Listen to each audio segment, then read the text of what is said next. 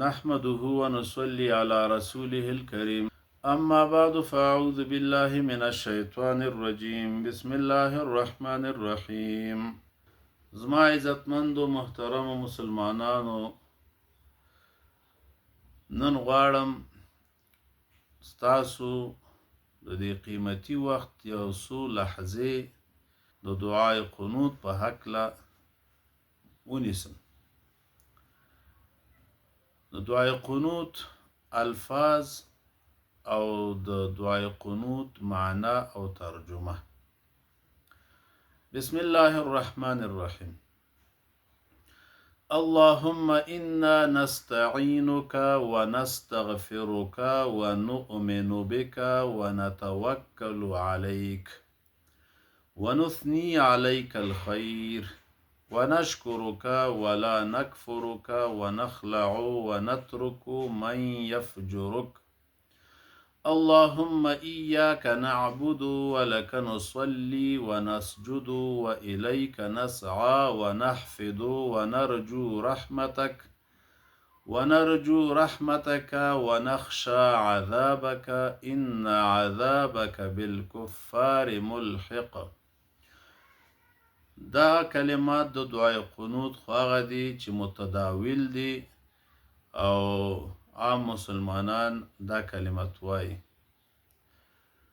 دویم، د دعای قنوت په دې دعا کې زمونږ د فقه په کتابونو کې یو څو کلمې زیاتې دي چې هغه هم مسلمان یاد کی او وایي، نو دا بهتره ده. هغه یو دوه کلمې په دې اول کې دي او آخر کې او بیا آخر کې درود شریف په نبی علیہ السلام په کې زیات دی. او درود ویل خو خبره ده. نو اوس تاسو ته په دې بله طریقه باندې دعای قنوت وایم، که څوک یاد کړي نو خو خبره ده چې یاد کړي. اللهم إنا نستعينك ونستهديك ونستغفرك ونتوب إليك ونؤمن بك ونتوكل عليك ونثني عليك الخير كله ونشكرك ولا نكفرك ونخلع ونترك من يفجرك. اللهم إياك نعبد ولك نصلي ونسجد وإليك نسعى ونحفظ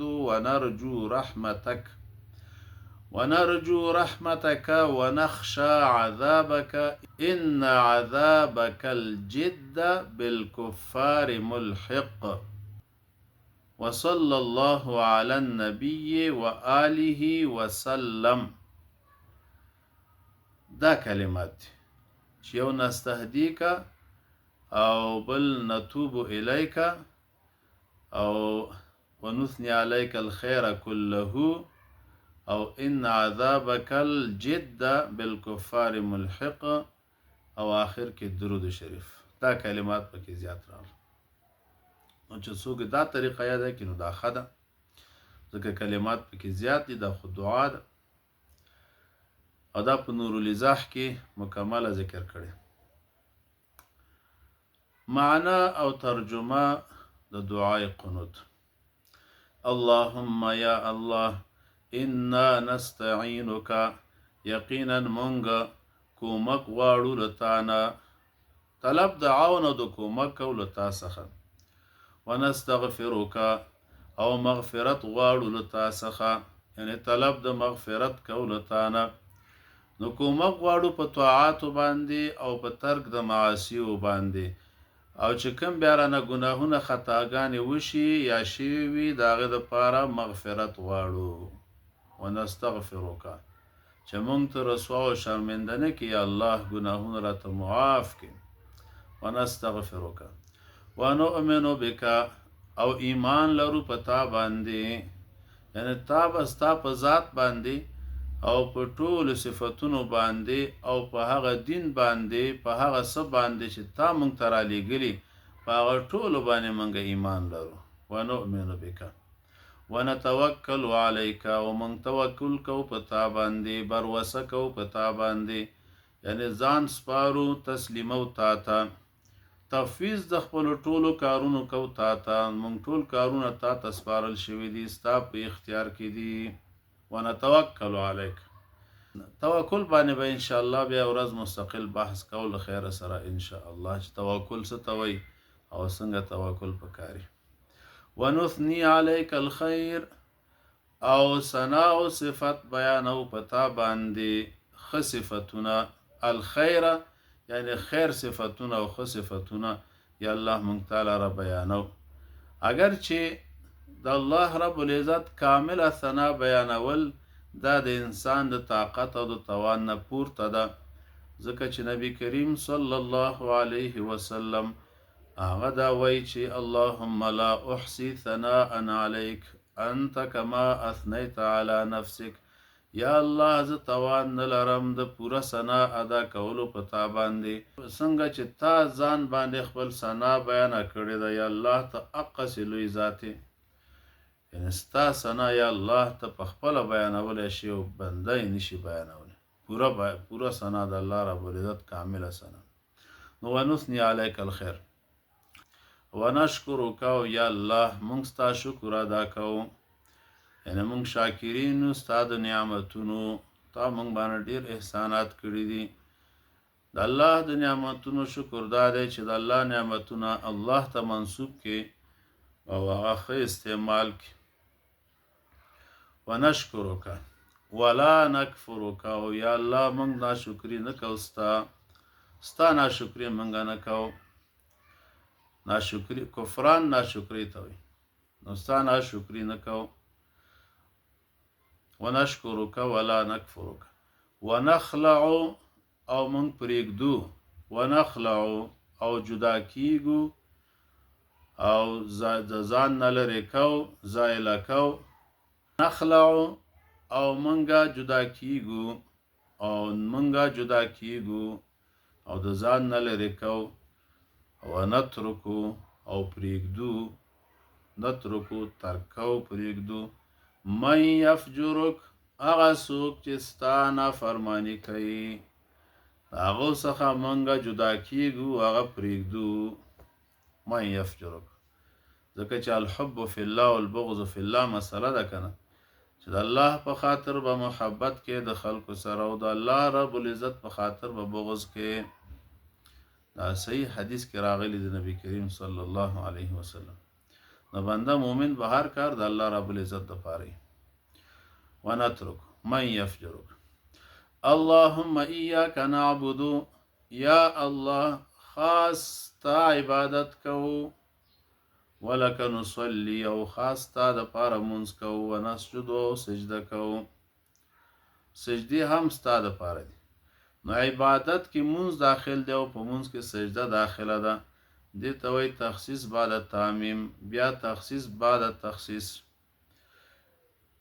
یعنی په عباداتو کې مونځ اهم عبادت دی، نو ځکه ولک نصلی پس د عبادت نه ذکر کړ، او بیا په مونځ کې سجده مهم رکن دی، نو ځکه په مانځه کې سجده ذکر کړی ده. اللهم ایاک نعبد ولک نصلی ونسجد، تا لپاره مونځ کوو، ستا سجدې کوو، تا ته سجدې کوو. یا الله عبادت هم تا پورې خاص دی، منځونه هم تا پورې خاص دي، او سجدې هم تا پورې خاص دي.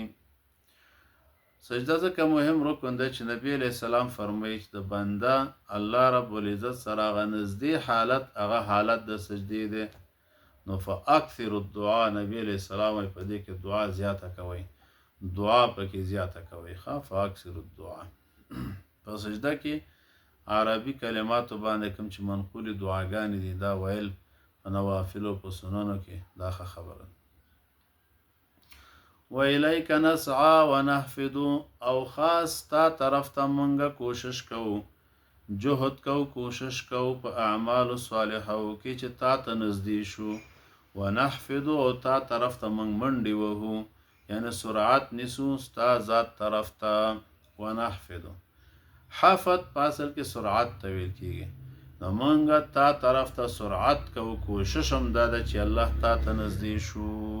دا د مؤمن هغه اقرار دی چې مونږ الله سره په دعای قنوت کې کوو.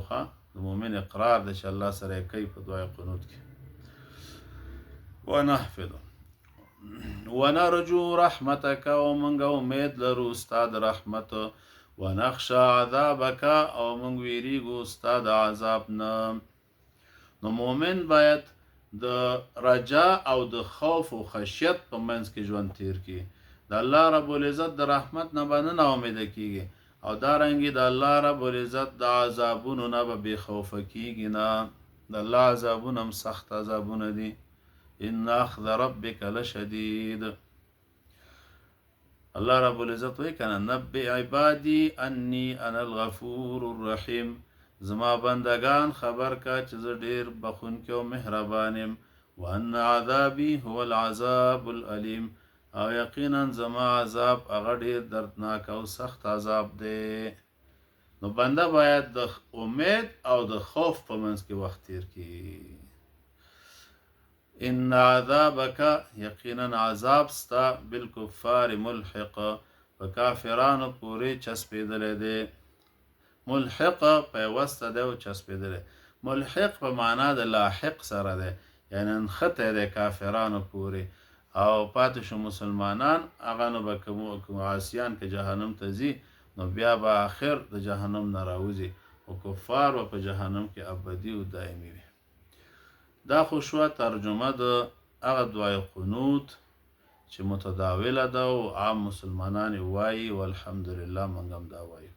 اوس هغه کلمات چې دعای قنوت کې زیاتې راغلی دي، نو د هغې معنا درته کوم. یو د نستعینو که نه وروستو نستهدیکه، یا الله مونږ تا نه هدایت غواړو، طلب د هدایت کو، یعنی په دې هدایت باندې دوام او استمرار درنه غواړو، او په هدایت کې اوچتې مرتبې درنه غواړو، لکه د اهدنا الصراط المستقیم معنا چې. او بل د نستغفرو که نه وروستو نتوب الیک ونتوب الیک، او مونږ توبه کوو الیک تا طرف ته، یعنی راګرځو. توبه رجوع کولو ته وایي، د ګناهونو د معاصیو نافرمانانو نه یا الله تا طرف ته راګرځو، توبه هم قبوله کړي. او بیا الخیر کله، معنا موږ ثنا او صفت بیانو د تا د ښه صفتونو ټولو، کله ټول ښه صفتونه، دا تاکید دی دپاره د دې خیره. او بیا په آخر کې د ان عذابک الجد بالکفار ملحق، نو جد معنا حق عذاب ستا، هغه عذاب ستا چې هغه حق او ثابت دی. جد معنا حق. او بیا په آخر کې درود شریفو چې صلی الله علی النبی و آله وسلم، رحمتونه او درودونه دی الله راولیږي، افاظې د خیر دی وکي الله رب العزت په نبی کریم علیه السلام باندې او په آل د هغه باندې، وسلم او سلامتی دی راولیږي په نبی کریم علیه السلام او په آل د هغه باندې. نو دا د دعای قنوت الفاظ او معنا او ترجمه. الله رب العزت دی منګ او تاسو ټولو ته د عمل کولو توفیق راکړي، او الله رب العزت دی زمونږ دغه اعمال خالص د خپل رضا دپاره وګرځوي. اقول قولي هذا استغفر الله لي ولكم ولسائر المسلمين.